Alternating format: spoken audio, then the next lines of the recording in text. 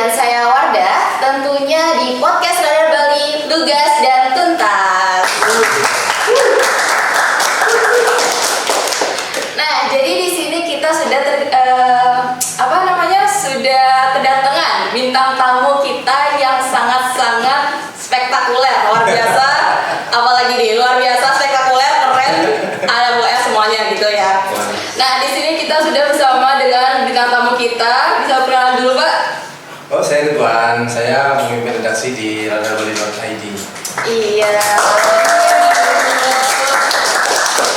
Jadi bintang tamu kita di sekarang ini yaitu Pak Ridwan, yaitu selaku pimpinan redaksi Radar Bali. Dan di sini juga ada teman-teman mahasiswa kita nih. Bisa lah perkenalan dulu. Halo, saya Pasya. Halo, saya Linda, saya mahasiswa Undiknas. Halo, saya Denas. Halo, saya Suka. Iya, jadi di sini kita akan membahas mengenai regulasi pengelolaan sampah ya, Pak ya. Iya, seperti yang kita lihat di Bali ini kayaknya masalah sampah ini terus-terusan ya, dan masih belum ada jalan keluarnya. Mungkin sudah ada, tetapi masih terhambat sesuatu gitu ya, Pak ya. Mungkin Bapak bisa lah ngomong nih gimana nih caranya gitu, regulasinya nih menurut Bapak bagaimana gitu. Oke, Wardah, terima kasih. Jadi kita ngomongin sampah ini memang sesuatu yang nggak akan habis-habis ya, karena menurut ilmu peradaban, selama peradaban itu ada, sampah itu akan terus ada. Sampah akan berhenti jika peradaban selesai. Artinya sudah selesai urusan dunia ini kan. Artinya kita sudah selesai juga ngomongin sampah. Persoalannya adalah di Bali saat ini kita sedang menghadapi sebuah fenomena di mana ini dianggap sebagai sebuah bom waktu dan lain-lain gitu ya. Dan memang betul bahwa bom waktu memang nggak salah kita sebut seperti itu. Karena kenapa? Regulasi dari Undang-Undang Nomor 18 tahun 2008 ya. Itu seharusnya sudah mengatur tentang TPA 5 tahun setelah undang-undang itu diberlakukan, artinya tahun 2013 semestinya ya, itu sudah harus ditutup semua TPA di Indonesia, termasuk di Bali. 5 tahun ke depan? 5 tahun setelah berlakunya undang-undang itu. Kan 2008 undang-undangnya, nomor 18 tahun 2008. Seharusnya tahun 2013 dulu sudah ditutup. Sudah seharusnya ditutup menurut mandatori atau amanat undang-undang itu. Tetapi faktanya sampai hari ini kan banyak TPA di Indonesia termasuk di Bali belum ditutup. Iya, benar banget, Pak. Bali baru menutup TPA pendamping itu per April kemarin. Ya. TPA pendamping. Kenapa pendamping? Karena mereka masih bisa membuang sampah kecuali yang organik. Ya. Yang organik tidak boleh dibuang ke sana karena yang organik itu yang akan menjadi bahan baku utama menumpuknya sampah. Ya, benar-benar. Sedangkan kalau yang non organik itu seperti plastik dan lain-lain, itu masih bisa didaur ulang. Sedangkan yang residu itu bisa diolah jadi apa gitu kan ya, atau diolah lagi menjadi produk-produk lain yang bermanfaat itu seperti itu. Nah, Bali baru mau menutup secara permanen ya, TPA Slung ini pada Agustus tahun ini 2026 ini. Besok lagi beberapa bulan ke depan ini baru akan ditutup secara permanen. Itu artinya apa? Artinya setelah gunungan sampah ini begitu menggunung menjadi persoalan yang terus meningkat dan akhirnya menjadi persoalan yang luas seperti sekarang. Pemerintah pun juga pusing, semuanya pusing mengurusi sampah. Akhirnya orang baru pada ngeh, oh iya, kalau TPA ditutup kemana ya harus kita ngolah sampah ini gitu ya. Nah, akhirnya ada peraturan gubernur nomor 47 tahun 2019 itu yang mengatur tentang bagaimana kita mengolah sampah dari sumber ya. Bagaimana mengolah sampah dari sumber. Pengolahan sampah dari sumber itu sebenarnya sudah dari 2019, cuma pelaksanaannya dulu sampai baru hari ini kita lakukan. Berarti dari kemarin tuh kayak masih maju mundur gitu ya, Pak ya? Ya, jadi sebetulnya kalau saya boleh berbicara sedikit ekstrim, pemerintah ini sesungguhnya sudah melakukan semacam tanda kutip pelanggaran ya. Pelanggaran apa? Pelanggaran melabrak undang-undang. Kenapa? Undang-undangnya sudah diberlakukan sejak 2008 dan harusnya sudah berlaku sejak 2013 dalam mandatorinya, tetapi sampai hari ini TPA nggak ditutup. Tetapi faktanya selama 2013 sampai 2025 kemarin itu masih membuang sampah ke TPA Suwung dengan anggaran pemerintah, dengan tapping fee dan lain-lain. Ya. Kan masuk buang sampah itu pakai fee. Iya, benar-benar. Ya kan, pakai fee. Jadi di sana pemerintah menggunakan anggaran. Berarti anggaran yang dipakai itu adalah pelanggaran terhadap undang-undang karena seharusnya tidak boleh lagi membuang ke TPA. Iya, seharusnya sudah ditutup tetapi mereka buka dengan fee yang didapatkan. Betul sekali. Jadi seharusnya pengolahan itu sudah mulai dilokalisasi ke TPST, TPS 3R atau ke rumah masing-masing orang. Nah, tapi pelaksanaannya kita lihat faktanya memang seperti itu. Jadi kita melihatnya bukan salah siapa-siapa ya. Iya, Kita benar. juga masyarakat juga harus sadar diri bahwa sumber sampah itu juga dari kita. Iya, benar. Kita juga harus punya tanggung jawab yang sama. Rasanya seperti itu. Nah, belum lagi kita kalau ngomongin soal aturan tentang sampah yang dihasilkan oleh produsen. Iya, Ya. aduh itu. Tahu kan? Iya. Permen 75 tahu LH tahun 2019 itu sudah mengatur tentang bagaimana produsen itu mengolah sampahnya dan memberikan semacam CSR-nya kepada masyarakat untuk berpartisipasi dalam hal penanganan sampah. Jangan hanya memproduksi sampah, tetapi tidak punya tanggung jawab. Itu diatur dalam Permen 75 tentang pentajalan pengelolaan sampah oleh produsen. Itu kira-kira Pak. Oke, terus Bapak, menurut Bapak untuk kemarin kan sempat ya Pak ya, April itu ditutup ya seperti yang Bapak bilang tadi itu. Itu open dumping. Ya, itu kan banyak nih masyarakat pada kayak kaget gitu kan. Dan banyak yang kayak mengekspresikan di sosial media, kenapa langsung ditutup tiba-tiba seperti itu. Menurut Bapak gimana nih? Saya berpikir mungkin bukan persoalan tiba-tiba, tetapi persoalan sosialisasi yang lemah. Oke. Seharusnya pemerintah itu memblasting sosialisasinya di masyarakat, di semua saluran masyarakat, baik lewat langsung tatap muka di Banjar-Banjar misalnya, maupun juga lewat media sosial, maupun lewat berita-berita di media mainstream. Itu harusnya di blasting oleh pemerintah secara masif. Supaya apa? Masyarakat tahu bahwa akan ada penutupan TPA nih. Ya. Jangan tiba-tiba langsung seperti itu kan, warga langsung kaget gitu ya. Ya. Sedangkan pemerintah ketika tiba-tiba menutup seperti itu kan masyarakat kaget. Iya. Kaget dan mengaku bahwa wah kapan nih ada informasi seperti itu kok tiba-tiba tutup, terus sampah kita mau dibawa kemana nih? Iya, Gitu ya. benar-benar. Akhirnya kan terjadi orang boleh dibilang putus asa atau apa istilahnya. Kemudian dia bingung ya membakar sampah di tempatnya, yang kemudian menimbulkan polusi di mana-mana, bakar plastik. Padahal seharusnya edukasi lah yang menjadi kunci, edukasi pemerintah. Bagaimana pemerintah hadir untuk memberikan edukasi. Ini loh, kalau kamu mau milah sampah dari rumah yang organik itu harus diolah begini. Berikan misalnya kotak sampah 3 untuk yang organik, non organik dan residu. Ya. 3 tempat itulah yang bisa diberikan kepada masyarakat. Ya, kehadiran pemerintah juga memberikan itu. Selain juga memberikan edukasi bahwa cara pemilahannya. Setelah memberikan edukasi seperti itu, bagaimana? Pemerintah tuh harus memberikan edukasi loh. Kalau organik ingin jadi barang bermanfaat, kompos misalnya seperti itu, maka harus ada caranya mengolah. Nah, kemudian kalau misalnya jadi maggot, bagaimana? Seperti itu kan edukasi juga itu ya. Kemudian kalau misalnya yang plastik itu bagaimana caranya? Yang plastik ya diberikan kepada plastik bank untuk menjadikan semacam sirkular ekonomi, menghasilkan pendapatan bagi masyarakat itu. Ya, ada pendapatan. Jadi walaupun kecil, jangan dianggap kecil karena itu juga sampah bisa bermanfaat. Sebetulnya sampah itu akan terus berproduksi, tetapi juga masyarakat bisa menyelesaikan sendiri apabila edukasi, sosialisasi, dan penerapan dari regulasinya sendiri itu benar dilakukan. Gitu kira-kira. Ya. Benar dilakukan dan tersampaikan dengan baik ya. Kalau tidak tersampaikan dengan baik ini kayak bakal ada miskom gitu ya nanti ya.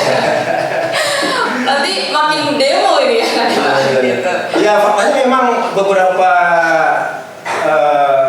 kasus yang sudah lewat kemarin, ketika TPA itu ditutup, kan ada protes dari para pengelola sampah swasta, di mana mereka yang mengelola sampah secara mandiri, swasta itu kan biasanya mengangkut sampah dengan pihak ketiga yang bekerja sama dengan warga. Masyarakat bayar, dia yang buangin ke TPA. Kemudian ketika itu ditutup kan mereka sudah nggak punya akses penghasilan untuk penghasilan dari ngangkut sampah itu, sehingga mereka melakukan aksi demonstrasi, protes segala macam. Nah itu juga karena adanya kebuntuan komunikasi informasi antara pemerintah dengan para stakeholder, para unsur-unsur masyarakat ini gitu.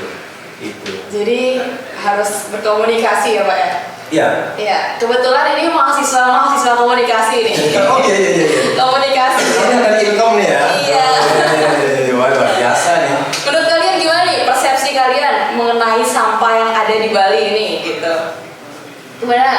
Mungkin kalian adalah kayak problem solvingnya ke depan ini lebih baik sampah ini dijadikan seperti ini atau mungkin menurut kalian diadakan saja TPA tetapi mungkin untuk cara masuknya ini agak dikelola lagi gitu, mungkin seperti itu. Gimana menurut kalian selaku mahasiswa komunikasi yang harus komunikasinya the best? Siapa dulu nih yang ngomong nih? Siapa dulu nih?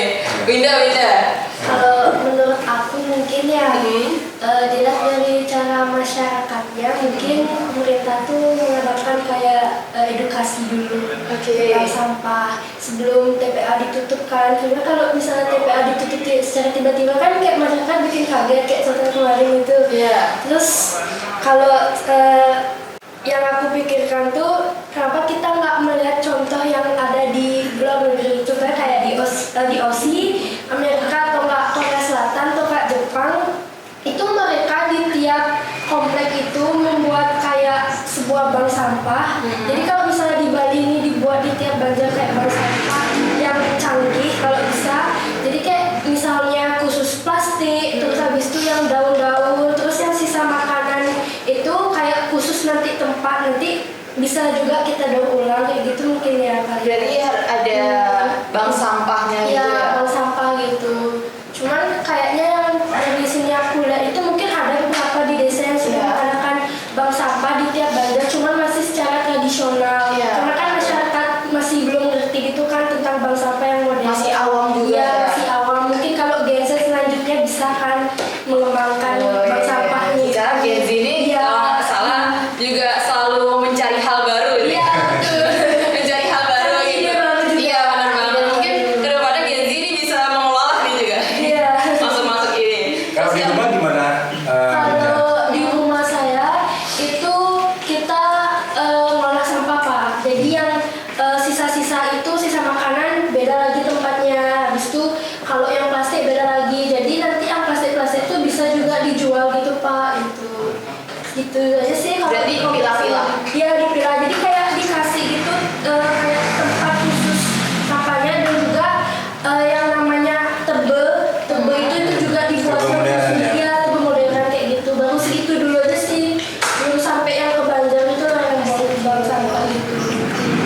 Lagi suka nih kayaknya ada nih. Mungkin mulai dari aku benar sampai yang dari sampai sama Bapak Ridwan. Ya, campaign dari pemerintah itu harus dipush mulai dari ke media mainstream, media lokal maupun sebanyak-banyaknya karena Pada masyarakat ya? Iya, karena itu dia dari pemerintah ke stakeholder yang tadi itu ya memang benar-benar Kalau tajam ya? Iya. Jadi dari masyarakat ini mungkin kayak ngerasa kok tiba-tiba banget. Maksud sendiri aku merasa kaget nggak ketika terjadi penutupan itu ya? Kalau saya sendiri nggak sebab karena kan saya di GNR. Di GNR itu mungkin lebih dulu. Setahu saya mungkin sejak lebih lama udah mulai memilah sampah. Jadinya kita ini udah milah sampah dan jadwal diangkut sampah itu memang di seminggu itu cuma 3 kali, yang residu, organik dan plastik itu memang beda-beda. Ya mungkin udah sedikit lebih terbiasa untuk memilah itu. Dari awal kan dulu itu campaign dari pemerintah kan buanglah sampah pada tempatnya. Sekarang itu kan mungkin bilang pilah sampah dari diri sendiri. Mungkin itu memang perlu Edukasi ya? edukasi yang Lebih masif ya? Berarti itu masukannya udah benar-benar sudah terlaksana ya pilah-pilah sampah dari dulu itu ya? Untuk memilah sampah ini udah kan tidak semua juga yang bisa edukasi dan kebetulan aku juga dapat kemarin buat berbau modern itu lumayan sedikit ada penampungan sampah organik walaupun aku masih sampah organik itu masih tetap diangkut oleh truk sampah, tapi dengan adanya berbau modern mungkin lebih sedikit kan. Kalau di Bali itu banyak upacara agama yang menghasilkan sampah organik, mungkin itu sampah organiknya itu bisa dibuat ke berbau modern. Ya, memang sih ada semacam perubahan paradigma ya, dan kemudian yang hasilnya kemudian menjadi perubahan perilaku. Ya, kalau perubahan paradigma lama itu pemerintah menganjurkan kepada masyarakat itu buanglah sampah di tempatnya. Artinya apa? Jangan buang sampah sembarangan. Iya, benar. Kemudian terjadi perubahan paradigma yang baru. Pilahlah sampah dengan benar, ya, sesuai dengan jenisnya. Ya, kalau organik, organik. Kemudian kalau plastik, plastik. Yang residu, residu. Residu misalnya seperti pempas, seperti jarum suntik, seperti minyak-minyak, itu kan semuanya menjadi residu yang tidak bisa langsung diolah pada kalau itu dibuang langsung ke TPA pun juga berbahaya. Nah, terjadi perubahan paradigma di itu ada. Yang kemudian juga perilaku masyarakat berdampak, ada perubahan yang tadinya hanya membuang kepada tempat tong sampah yang tidak berserakan gitu.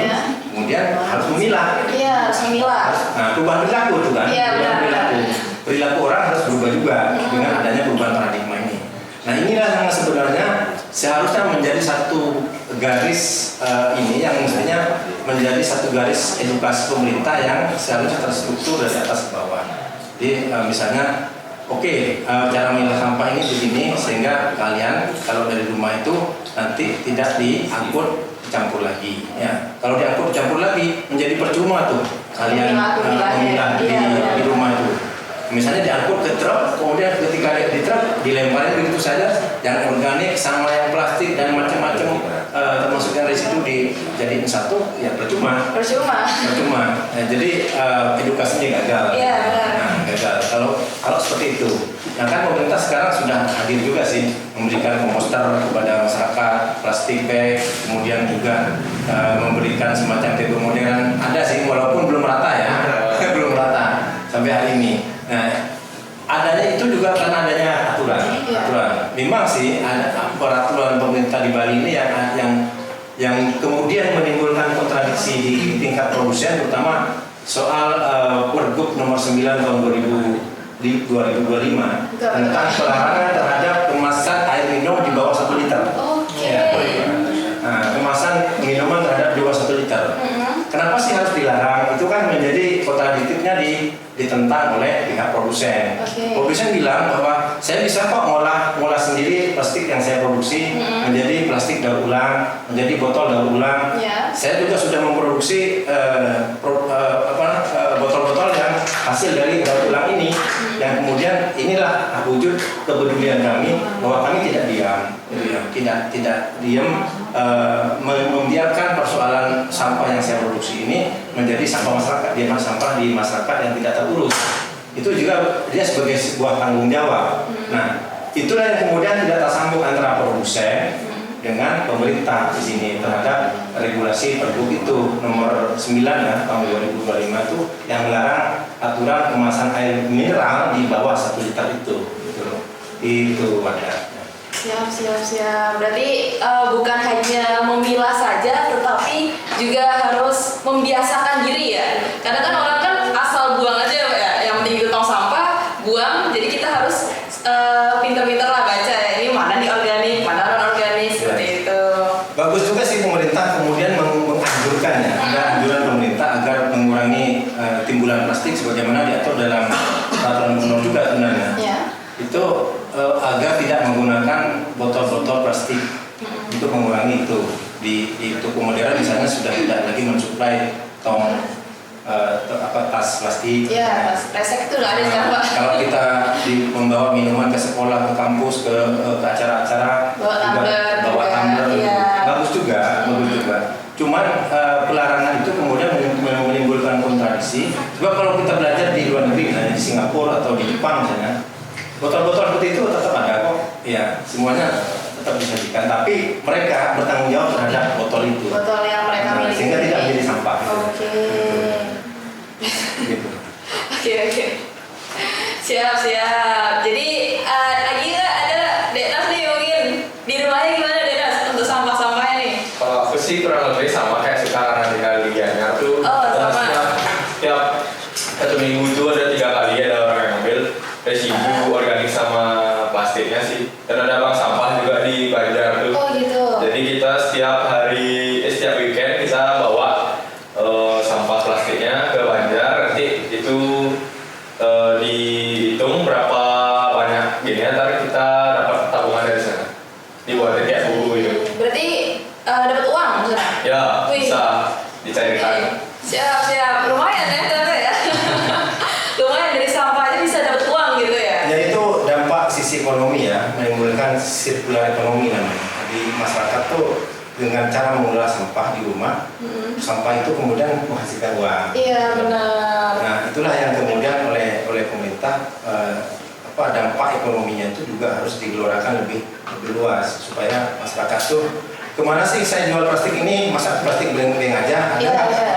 yang langsung mengut sampah saya. Bagaimana sih cara saya mengolah menjadi maggot misalnya supaya juga maggot ini bisa saya jual gitu. Iya, benar. Maggot itu kan buat makanan ternak dan Iya, lain-lain. benar. Itu kira-kira. Oke, tapi kayak yang sangat-sangat merasakan nih ibu-ibu rumah tangga ya. Iya. Soalnya Iya. saya sendiri, ibu saya kayak juga protes gitu, kenapa ada gini gitu. Sedangkan tukang sampah juga jarang gitu loh ke rumah saya gitu kan. Jadi kayak pasti ibu-ibu tuh udah rempong nih, kenapa ini sampahnya gini gitu. Ya dari persoalan itu sebetulnya kita harus melihat sampah itu sebagai persoalan bersama ya. Iya, Karena benar. persoalan sepihak saja. Karena itu menangani sampah itu harus secara kolaboratif. Ya, kalau sendiri kayaknya nggak bisa deh. Nggak bisa. Masyarakat disuruh ngolah sendiri ya. Dari mana juga modalnya, Iya, bagaimana benar. cara menjualnya. Kan itulah yang saya bilang bahwa edukasi dan sosialisasi itu harus terstruktur dari atas ke bawah dan dilakukan secara rapi. Sehingga apa? Oh ini loh, supaya sampahnya terolah caranya begini, supaya sampah kamu itu bisa menghasilkan caranya juga begini, dan cara menyalurkan sampah yang kamu hasilkan itu di sini ada cara-cara tahapan-tahapannya.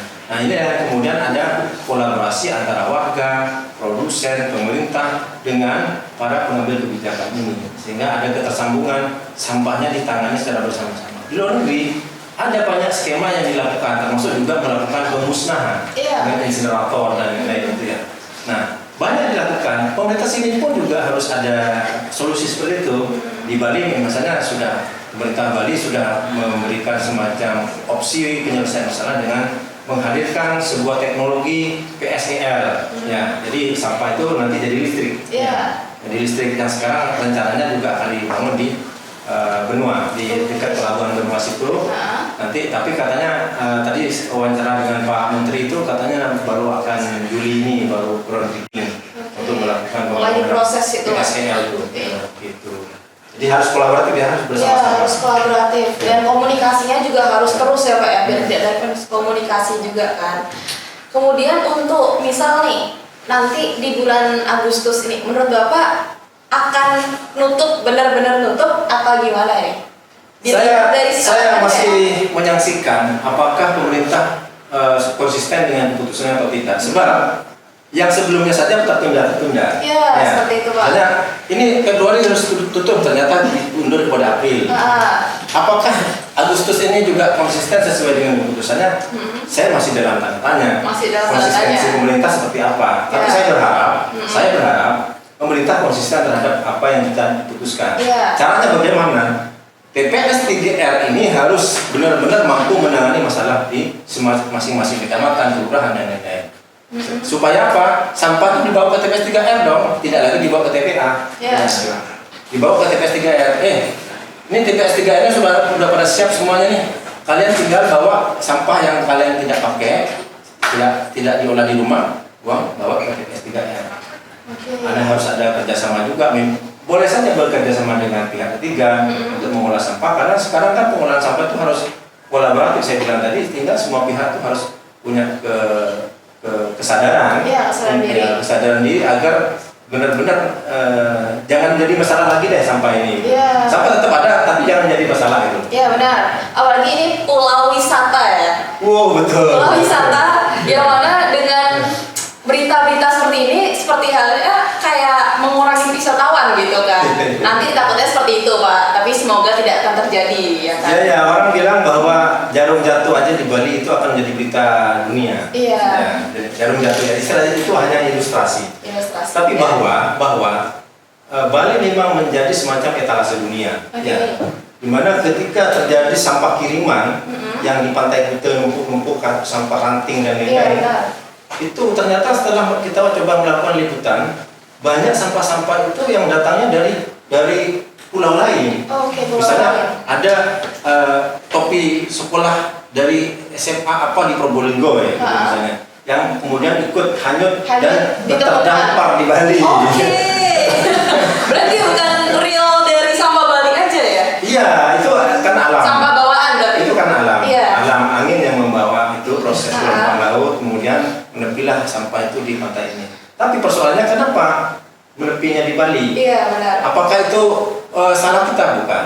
Apakah salah mereka? Bukan juga. Karena itu bagaimana pemerintah itu siaga dalam hal menangani persoalan sampah, seperti juga menangani bencana. Iya. Harus sama-sama siap-siaga. Jadi kalau datang sampah itu supaya tidak menjadi opini dunia, segera dong ditangani, jangan didiemin gitu loh. Jangan ditunda-tunda ya Pak ya. Jangan sampai jadi berita lah. Iya benar, itu benar banget. Oke, siap. Mungkin satu lagi dari Pasya ya. Pasya. Iya Pasya, gimana nih dari sampah di rumah nih, aman atau gimana ya? Aman. Saya kurang lebih sama kayak Dennis sama Suka. Jadi di rumah itu saya udah mulai memilah sampah. Untuk residu dia ada harinya diambil juga. Oke. Bisa dibawa ke bank sampah juga. Tapi lebih banyak sampah plastik dibawa ke bank sampah. Jadi sama itu. Terus untuk sampah organik yang basah masih diambil juga. Untuk sampah organik kering saya ada kebetulan di rumah ada mesin pencacah. Oh di rumah? Iya di rumah. Oke, ya sampah di rumah aku bisa deh bawa. Kita sama-sama caca. Jadi karena di rumah kan masih kan orang Bali itu masih ada Banten. Jadi sampah organik yang kering itu dicacah dulu biar nggak terlalu besar size-nya. Jadi biar kecil-kecil nanti diambil juga sama tukang sampahnya. Untuk sampah organik di rumah organik yang basah di rumah juga saya masih nandur tanah sama nenek. Jadi kita tanam di tanah itu. Oke, berarti Ya. Iya. Menarik ini karena Iya, menarik sampah sekali. di Bali juga boleh dibilang sampahnya spesifik. Iya, benar, Kenapa? Pak. Karena ada sampah upacara. Ya, setiap hari raya Galungan atau apapun juga upacara-upacara di Bali kan selalu melibatkan alat-alat yang dipakai upacara. Iya, benar. Dan alat-alat upacara itu selalu digunakan pada saat upacara terjadi, dan itu juga kemudian ketika tidak dipakai kan menjadi sampah. Iya. Nah kan itu kalau sudah dicacat tadi kan bagus kan artinya. Tapi yang saya harapkan kalau pemerintah membeli mesin Pencacah. pencacah Buat sampah. secara massal, Oke. itu mestinya harus belajar terhadap karakter sampah lokal. Oh iya, benar. Jangan sampah seperti di Tiongkok, kemudian dibawa mesin Tiongkok dibawa ke sini yang tidak mengenal sampah lokal sini. Kan pernah terjadi itu tuh di Katalangu. Oh iya. Katanya mesinnya dari luar negeri itu kan. Oke, terus Katanya sudah hebat mesinnya. Ternyata kan tumpul di sini. oke. Ya, nggak bisa dipakai. Berarti Akhirnya apa? Mangkrak kan? iya benar. Tingginya itu. Iya. Kemudian menimbulkan bau, menimbulkan pencemaran lain-lainnya diprotes oleh masyarakat. Nah itu maksudnya pemerintah tuh mesti mempelajari sampah karakteristik sampah lokal sebelum membuat mesin. Mungkin pemerintah harus melakukan studi teknologi, kan kita juga punya fakultas teknik dan lain-lain yang bisa dilibatkan buat mempelajari bagaimana sih membuat mesin pencacah sampah yang cocok dengan sampah lokal Bali maksudnya. Jangan sampai ada uang kepeng masuk ke situ, jelas tumpul ininya gitu. Benar. Percuma ya. Alatnya dari luar negeri tapi alatnya aja nggak mengenali sampah lokal gitu ya. Oke, siap. Mungkin yang dari Acut maaf.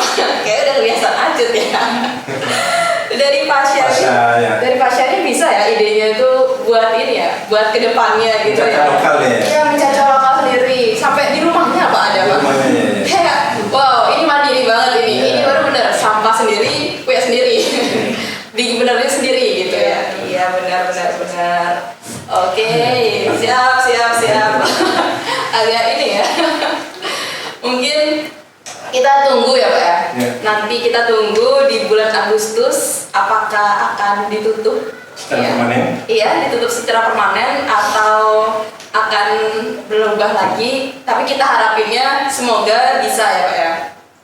Semoga bisa ditutup seperti halnya yang mereka bicarakan sesuai dengan regulasi yang ada seperti itu. Ya kita berharap pemerintah itu konsisten dengan keputusan Iya. sekali lagi Mm-mm.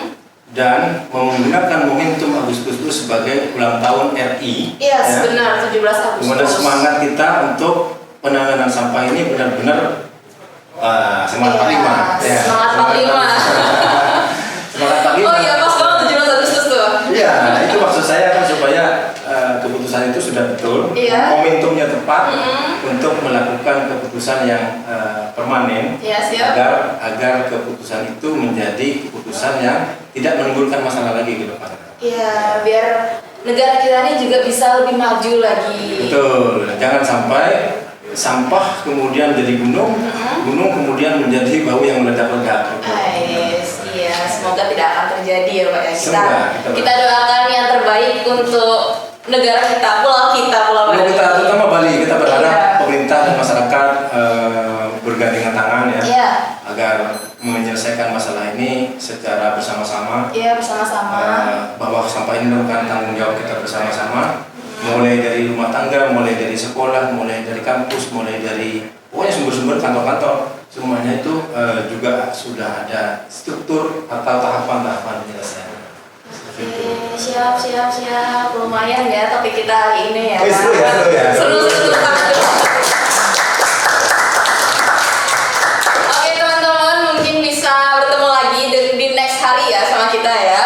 Dan semoga untuk permasalahan sampah ini bisa cepat selesai. Dan pastinya kita selalu mengharapkan yang terbaik buat pulau kita, Pulau Bali yang tercinta ini. Dan stay tune, maaf. Ya, jadi stay tune terus di podcast kita selanjutnya karena kita akan ada pembahasan seru lagi ya Pak ya di next hari nanti ya. Oke, tos dulu deh kalau gitu. Iya.